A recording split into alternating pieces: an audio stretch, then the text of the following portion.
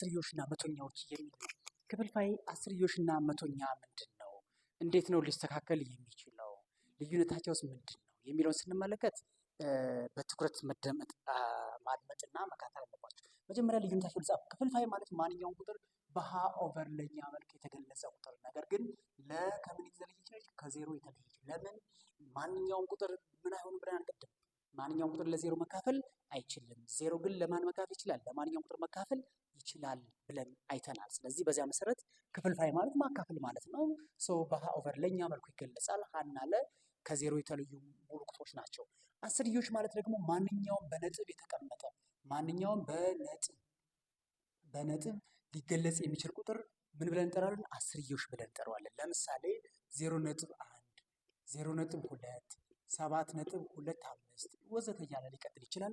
እንደዚህ አይነት ቁጥሮችን አስርዮሽ ብለን እንጠራቸዋለን። መቶኛ ማለት ደግሞ ማንኛውም ታህቱ መቶ የሆነ ቁጥር ታህቱ መቶ የሆነ ማንኛውም ቁጥር መቶኛ ብለን እንጠራዋለን። ወይም ደግሞ በፐርሰንት የተገለጸ ቁጥር መቶኛ ብለን እንጠራዋለን።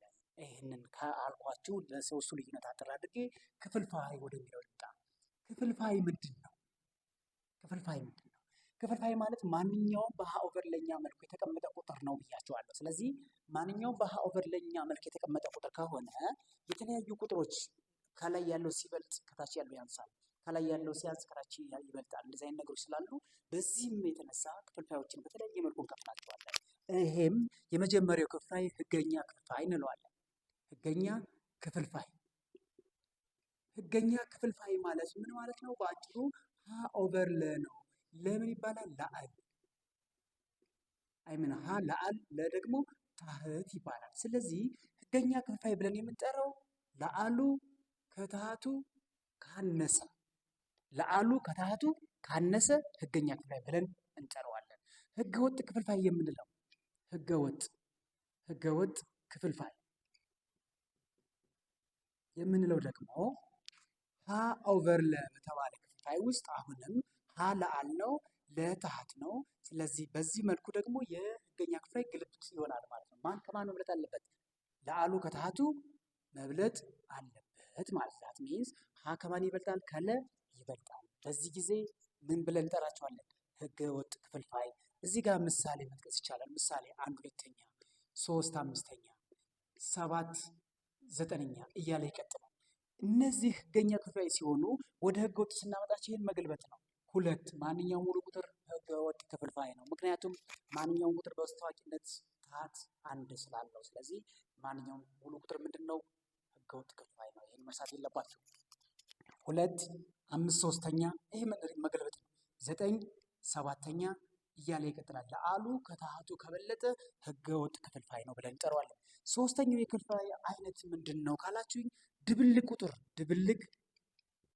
ቁጥር ወይም ድብልቅ ክፍልፋይ ማለት ትችላላችሁ። ይህ ድብልቅ ቁጥር ወይም ድብልቅ ክፍልፋይ ብለን የምንጠራው የክፍልፋይ አይነት ደግሞ ምን አይነት ክፍልፋይ ነው? በሙሉ ቁጥርና በህገኛ ክፍልፋይ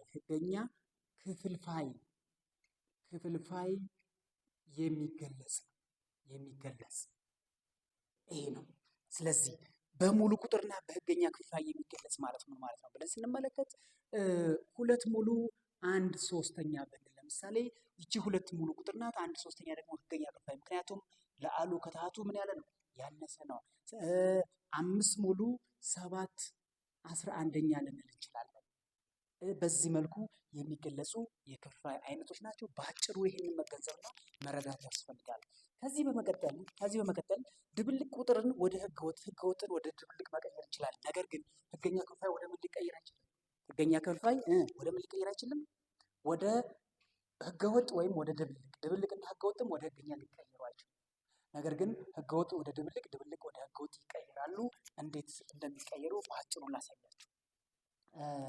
ህገወጥ ክፍልፋይ የምንለው እዚህ ጋር እንዳያችሁት ምኑ ከምኑ የሚበልጥ ነው? ለአሉ ከታህቱ የሚበልጥ ነው ብለናል። ስለዚህ ህገወጥ ክፍልፋይ ለአሉ ከታህቱ የሚበልጥ ከሆነ እንዴት እንቀይረዋለን? ህገወጥ ክፍልፋይን ወደ ድብልቅ መለወጥ። ይህን ስንለውጠው ቀጥታ ማካፈል ነው። እዚሁ ጋር ይሄ ምሳሌ ልውሰድላችሁ።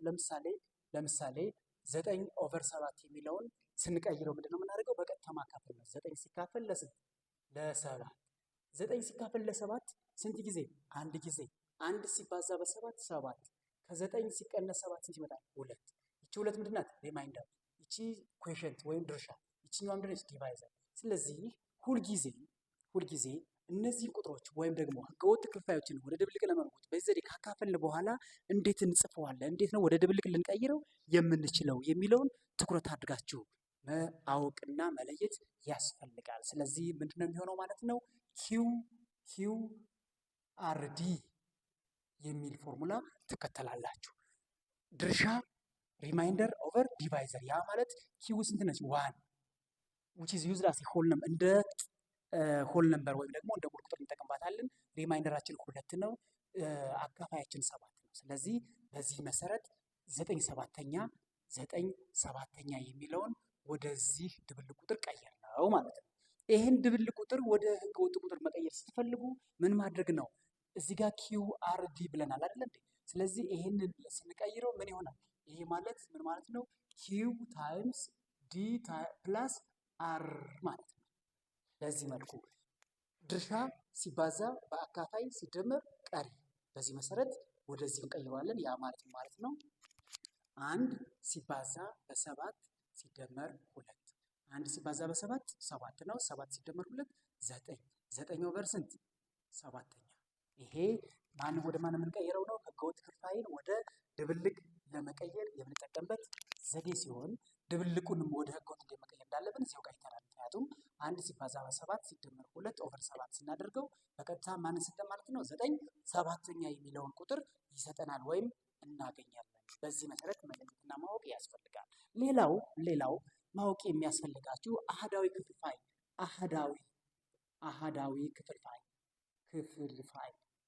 አሃዳዊ ማለት አንድ ማለት ነው። ስለዚህ ወደ ክፍልፋይ ስናመጣው አሃዳዊ ክፍልፋይ ማለት ለአሉ አንድ የሆነ ማንኛውም ክፍልፋይ ለአሉ አንድ የሆነ ማንኛውም ክፍልፋይ ምን ይባላል? አሃዳዊ ክፍልፋይ ብለን እንጠራዋለን ማለት ነው። ይህንን በጥንቃቄ ማየት ያስፈልጋል። ሌላው አቻ ክፍልፋይ ብለን እንጠራቸው ወይ ተመሳሳይ ክፍልፋይ። ተመሳሳይ ክፍልፋይ ማለት ደግሞ ታህቱ አንድ አይነት የሆነ ማንኛውም ክፍልፋይ ምን ብለን እንጠራዋለን? ተመሳሳይ ክፍልፋይ ብለን እንጠራዋለን ማለት ነው። አቻ ክፍልፋይ የምንለው ደግሞ ሌላው ክፍልፋይ ነው። አቻ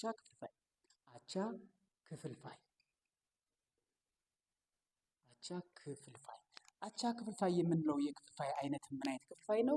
አንድን ክፍልፋይ በተመሳሳይ ቁጥር ለአሉንም ታህቱንም በተመሳሳይ ቁጥር እያካፈልን የምናገኘው ቁጥር። አቻ ክፍልፋዮችን በሁለት መልኩ ማግኘት ይችላል። የመጀመሪያው በማባዛት ነው። በማባዛት አቻ ክፍልፋዮችን የምናገኛቸው ምን አይነት ክፍልፋዮች ናቸው? ትንሽ ክፍልፋዮች ሲሰጡን በማባዛት በ2 2ኛ፣ በ3 3ኛ፣ በ4 4ኛ እያባዛን አቻ ክፍልፋዮችን ማግኘት እንችላለን። ትልቅ ክፍልፋዮች ከተሰጡን ለምሳሌ 50/100ኛ ቢሰጠን የ50/100ኛን አቻ ክፍልፋይ ለማግኘት በማካፈል ለ2 2ኛ፣ ለ4 4ኛ፣ ለ5 5ኛ እያካፈልን አቻ ክፍልፋዮችን እናገኛለን። ስለዚህ አቻ ክፍልፋዮችን በምን መልኩ እናገኛለን?